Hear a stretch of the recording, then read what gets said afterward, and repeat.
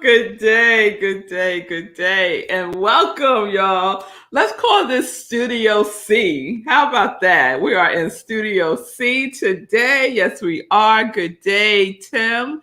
Good day, Wayne. It's good to see you all. I hope you're doing well on this Wednesday. So welcome to Morning Sip. I am Rev Melissa, and SIP is Spirit in Practice, where we get to practice, right, Lindsay? We get to practice because the perfection is in the practice. It is in the practice. Yes, Nan, it's good to see you. So we are continuing our parable series. And similar to yesterday, we're going to do a sip of a sip. We're going to do our best. Because I'm in this conference that I shared yesterday. And it was wonderful, but it was long. 7 hours on Zoom is no joke, y'all. It's no joke. So today I'm going to do better. I'm going to stand up more often. Like I'm going to set like timers, like a half-hour timer to stand up. Okay, so let's get into it. So we're in our parable series, continuing from last week, Linda. And we are, what parable did I do yesterday? Oh, the parable of the cloth and the wineskin. Yes, I love that parable, right? Because it's all about our thinking, right? What we are putting in our minds, right? Can't use old stuff, that old limiting beliefs, right? Not if you want new stuff. So to take away from that, I wrote this down. Am I willing to change my old ways of thinking? Am I willing to change my old ways of thinking? Right? If you want some new wine that's going to be good, you got to put it in new wine skins, right? That consciousness of new wine skins. All right now. All right. So today, I want to just set the tone before I read the parable. And so I'm referencing again the book by Irvin Seal, Learn to Live, a New Thought Interpretations of the Parables. And this is what I want to highlight because it has to do with yesterday's parable. You know what? It has to do with everything. It has to do with everything because it's about the mind. And so this is what he says. The mind is always creating, whether for good or for ill. It is never still. But if we do not manage our own minds, they will be managed by the atmospheres and forces around us. If we do not feed our own minds constructive ideas, then the suggestions and intimidations of our environment may feed our minds negative ideas. By the creative law of the mind, these come to fruit as well as the affirmative ones. So whatever you put up in there, it's going to bear fruit. It's going to bear fruit, right? Yes. So you could plant the seeds yourself that are constructive, or you could allow the world around you to do the planting and see what comes forth, right? So keep that in mind as I share this parable. So this is the parable of the storm runner. Late one night, a man in a black hat got caught in a storm. He trudged through the heavy rain, getting soaked while trying to find a train station. Waiting for the train, he saw two men talking. "I'm going to walk," the short man said to the tall man, but he made no moves towards the exit. Eventually, the short man convinced the reluctant tall man that the two of them should walk together, and they left. A long while later, there was an announcement inside the station. No more trains, too much flooding. No more trains, too much flooding. Along with the others, the man in the black hat exited the station and was surprised to discover that the short man and the tall man were standing outside, still talking about walking home. The man in the black hat started walking, then took a deep breath, clapped his hands twice, and started running through the storm towards home. Past all the taxis that were already occupied, past all the people who were huddled under flimsy awnings with garbage bags draped over their heads, past all the couples taking shelter underneath constructing scaffolding, past all the people frozen in place in indecision, past all the impromptu umbrella stands. Fully clothed and drenched to the bone, he arrived home in less than 10 minutes, which was much less time than he spent waiting for the train that never came. Relieved, he hung his clothes up to dry and went to bed with a smile, thinking about the two men who were probably still talking about walking home. That's a good one, Gladys, right? The parable of the storm runner. So, as some of you may know, I put out a challenge last week for you all to create your own parable, something that resonates with you. It could be from your own life, right? And create a parable around that. And so far, 3 people have submitted their parables. And the person who submitted the parable that I just read is about to pop right up on this screen right after this drum roll. Right after.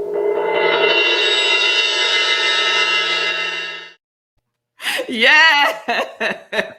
That was so fun. Hearing you read my story, that was so fun. It's the first time I've heard it out loud, literally. Then what happened? Like it wasn't my fault. Like what happened after that? What's going to happen? Yes, the Storm Runner. Nan said Storm Runner, great name. Yes.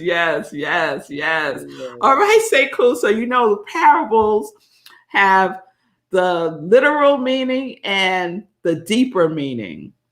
So tell us, Storm Runner, what is the lesson that you wanted to express through that parable? So I ended up having a bunch of lessons and I couldn't really decide. So I kind of made a list. So I'm going to just run through them quickly and then maybe we could circle back.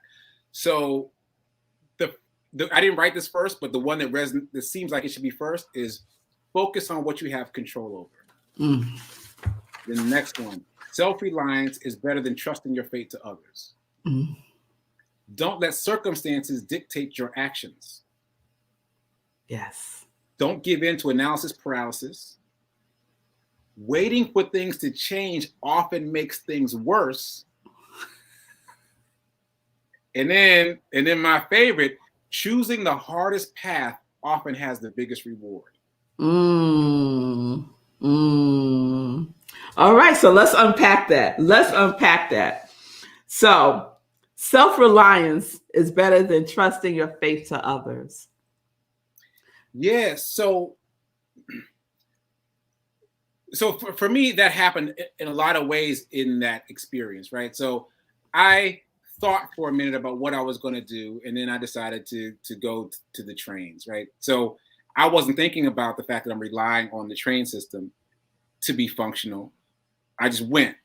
But as I was there, I started thinking about it. As I was listening to those 2 guys talk about taking matters into their own hands, I was like, maybe I should be taking matters into my own hands. And I was like, nah, I'm going to chill. I'm going to wait for this train, right?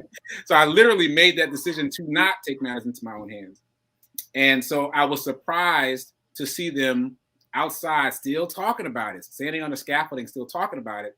And I was like, okay, they made the decision and then they changed their minds. They couldn't get past the rain to really do something. And so that is what made me start to walk immediately. Just seeing them still there, I was like, oh, they changed their minds one way. I'm going to change my mind the other way. Yeah. I'm going to start moving now. But it wasn't until I got a couple blocks in that I was like, you know what? I've been training for this. Like I've really been training for this. I can do this. I that's not what I thought immediately. I walked 2 blocks in the rain. I was like, but I've run through this before. You know what I'm saying? I've run this distance before. There's no way that I'm not prepared for this. And I literally clapped my hands twice. That wasn't like some editorial device. I had to like get myself hyped. I'd be like, let's go. Let's go, Sekou. Let's go. And then I took off. And then all the other things just clicked into place. All the other lessons were happening as I was seeing it. Yes. Yes. Right. And it's so what I read from the book a few minutes ago. What are you feeding your mind? Right. So while you're in the train station waiting for the train, what were you feeding your mind? Yeah, I'm gonna chill. I'm not going back out there in that rain. I'm already wet. I'm gonna read this book. I was literally reading the book that you just held up about the parable. I was like, let me read about these parables right quick. I was even thinking, let me read about the parable so I can write my parable. But I wasn't thinking this was the parable though. Yes. That's not what I was thinking. But I was like, let me read my parable book. They tripping. They about to go out there in that storm. They tripping. Let me see here. Right. Yeah. And what happened, right? It's, oh my goodness, it's so powerful because you were having an instant, it was happening in real time. Yes. What you were feeding your mind was happening in real time. Yep. Right? Because then you get outside and the two guys are still standing there. Still having the same conversation. Now, I should emphasize, it's been like 15 minutes. Like they left a long time ago, not a few minutes ago, a long time. I was like, wow, they're still stuck in this? And I was like, so my instant knee-jerk then was, I'm not going to be stuck. Yeah. I'm not going to be stuck. I know that. I'm not going to be stuck like them, still trying to think about what to do. So I started walking immediately because they were stuck. And if they hadn't still been there and been stuck, I might have stayed stuck a bit. But seeing them stuck, I was like, no, I'm not doing that.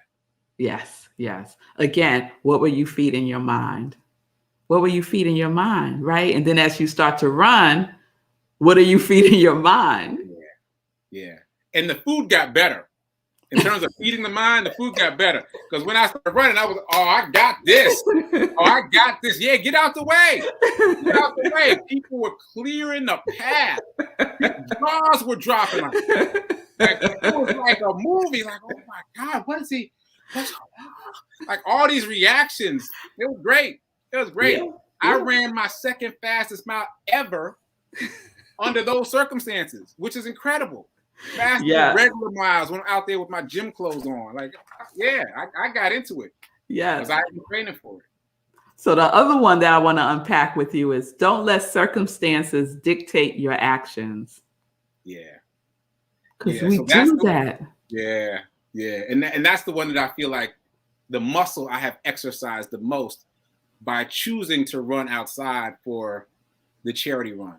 Because when I started, I went inside.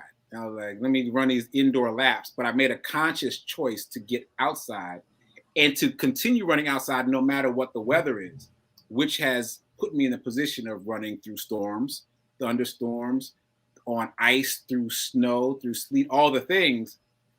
And so I'm practicing with my physical body not being deterred by circumstances. Because if you let yourself be deterred by circumstances, then they always lead the way. Like you change your whole plans because of what's happening out there, not what's happening in here. Yeah.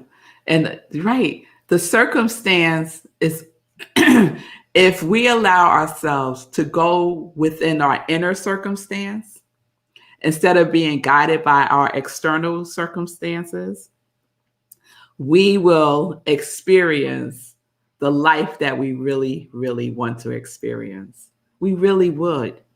So I love that one. And it's so in alignment with what I read. If we do not feed our own minds constructive ideas, then the suggestions and the intimidations from our environment may feed our minds negative ideas. So you could have stayed right there with those two guys. Yeah. With everyone from the train. Because when they made the announcement, we all went up. We were all like, "Oh wait, we're all confused, trying to figure it out." But it was a mass exodus, so we all caught up with the two guys who left 15 minutes ago, and everyone just gathered underneath the same scaffolding. And I was like, "Nah." Only one person walked away. Yeah, that would be me. Yeah. So that leads to focusing on what you have control over. Because if you could stop the hurricane, if you could stop the flood waters, then that's something. But you can't. You have no control over Mother Nature. Right. So focusing on what you have control over. Yeah. And what I have control over is me. Yeah. And like I said, I realized after a bit that I had been prepared for this because I've been practicing. And so, yeah, I can choose to exercise control over me. And so it felt good taking matters into my own control. Like I waited for a train at least 2 times the time that it took me to get home. Even more than that, really, because I got home in less than 10 minutes and I've been waiting for the train for a half hour. Yeah. So it's like, I mean, I felt great. And then what I want to say on top of that is everyone responded to this story, not everyone, but almost everyone responded to this story on social media as if it was a woe is me story. I was telling a woe is me story. People are like, "Oh, are you okay? I'm sorry that happened to you." What are you talking about? You see my smile in this photo? Like I am falling out of control. Like what? I'm like, this is a hype story. I actually reposted it because I got tired of people giving me the woe is me thing. And I was like, listen, I reposted it and I put out a notice to say I reposted this story with the proper emphasis so that you understand that this is not a pity party. This is a success story. This is about me pushing my limits, taking matters into my own hands, and triumphing. Yeah. This ain't no pity party. I know everyone else was telling a pity party. I know, but that's not what I'm doing. Yeah. And so we're so conditioned to listening for the pity party, they thought that that's what I was doing too. It's like, nah, I'm good. I'm home chilling. Yeah, because we're so conditioned to feeding that to our minds, right? Mm-hmm. We feed the stuff that we feed ourselves from the external world, right? Is looking for the negative, usually, what's wrong, right? Hyper exaggeration of circumstances a lot of times, right? Yeah. So we can focus on what we have control over, and what we have control over is what we feed our minds. Yeah. And if you focus on what you have control over, you automatically stop catastrophizing. You know what I'm saying? Like the catastrophe becomes reduced. Like, yeah, there's a lot of water, but you focus on what you can do to get home, and then all that stuff, it fades. Like, But you see how it becomes a feeding frenzy? Yeah. Yeah, because and it's so much you getting me hyped now. You getting me hyped. I gotta turn the AC back on. Listen, so much so that one of my friends from college responded to the post and was like, oh, my brother-in-law, he had problems too. And I was like, oh, I didn't have any problems. I don't talk about it. And we went back and forth commenting on the same thing. And she didn't get what I was saying. I was like, no. My story is not that. I am not saying, oh, the storm was awful. I got caught in it. So, yeah, it becomes a feeding frenzy, as you say. And it's automatic. Yes. Even with me trying to push her to a different place, it didn't work. Yeah. So the practice in all of this is to stay aware of what you are allowing to enter into your consciousness, because it's going to have an impact on what you do next or what you don't do next, right? I could just imagine all those people underneath the awning, right? So many people. Because other people were underneath the awning. Yeah. All the way here. Like so many people like under things that you can't even call awnings. Like because it's Manhattan. It's like little ledges. Yeah, yeah, yeah, Cuddled up under the edge of the ledge. yeah, yeah, Yeah. yeah. This is good, Sekou. This is good. And your last one that I have on my sheet is don't give in to analysis paralysis. Yeah. Yeah, Lisa. Yeah, I love this. Unpacking the stories. Good, good, good. I'm glad. I'm glad. Yeah, analysis paralysis, because they gave into analysis paralysis. They made a decision, and then they went upstairs, and then they got locked in analysis paralysis. I could hear it just from what I could overhear from their conversation. Well, now they're looking at how wet it is and how much it's raining, and now they're like, oh well, maybe this, maybe that, maybe taxi, maybe Uber, maybe So that is taking up even more time. They waited for the train longer than I have because they were there when I got there. And now they're adding more time on thinking about what to do. Yeah. And that's the other thing that spurred me to action, which initially was just to start walking, just start moving. Like I was originally thinking, to be honest, I'm going to move from awning to awning and just move my way that way. And then I was like, nah, I got this. Yeah. And what analysis paralysis can do oftentimes is keep us stuck. Yes. Keep us stuck.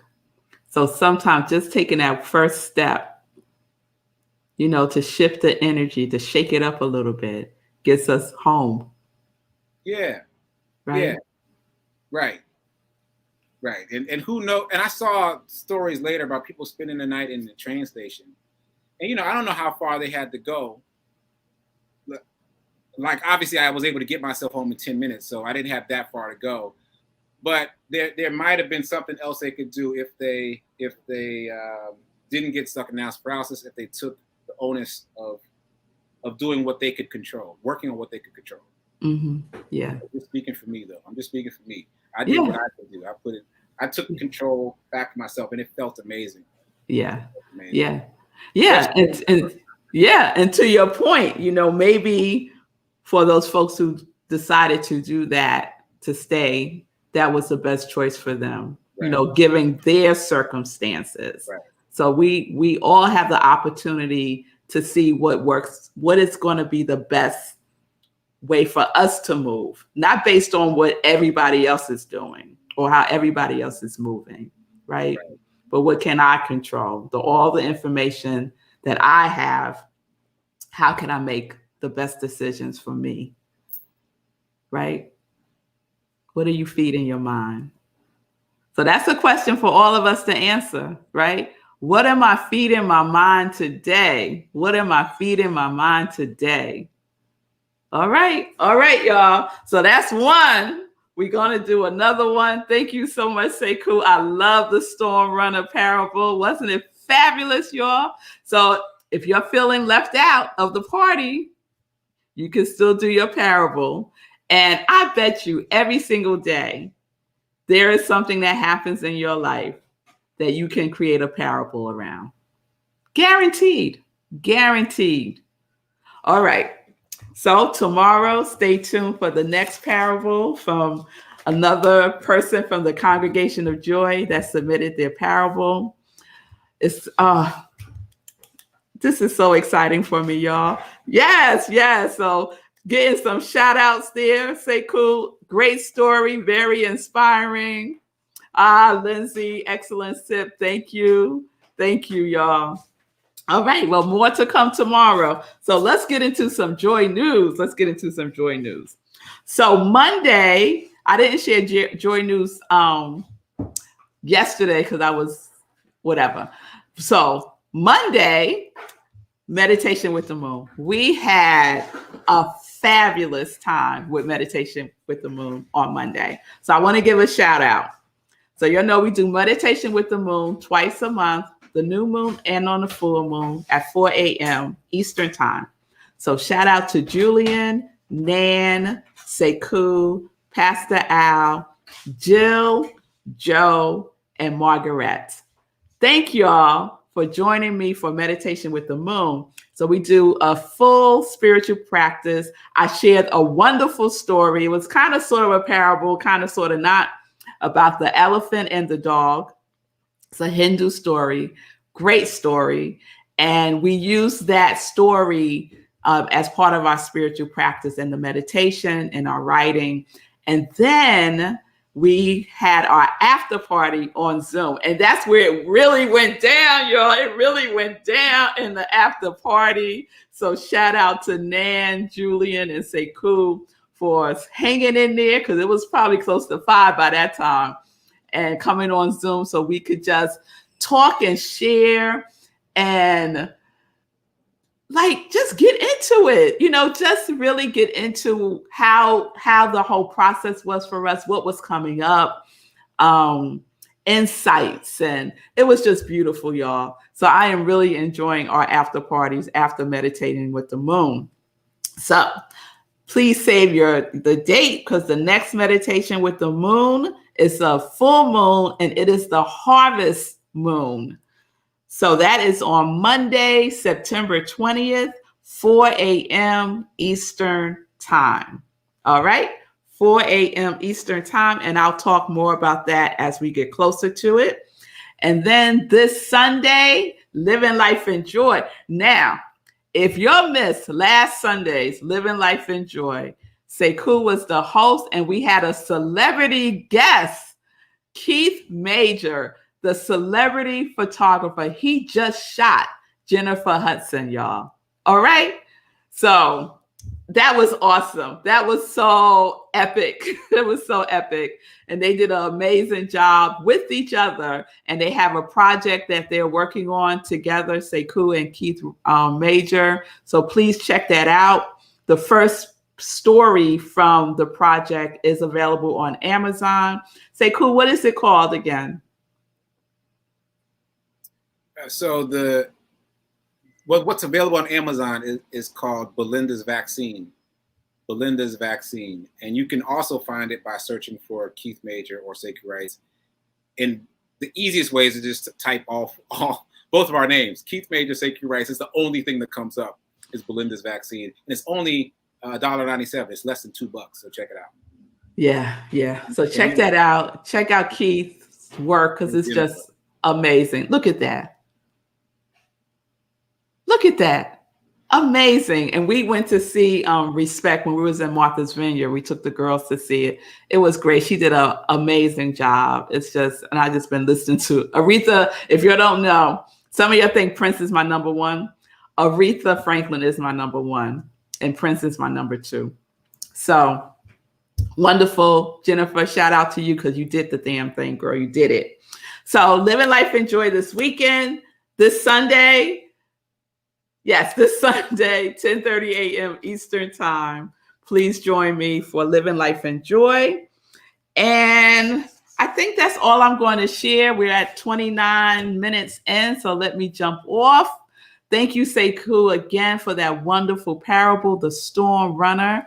I hope that you all received the lesson in that and that you can apply it to your life, right? What are you feeding your mind? What are you feeding your mind? Yes? All right.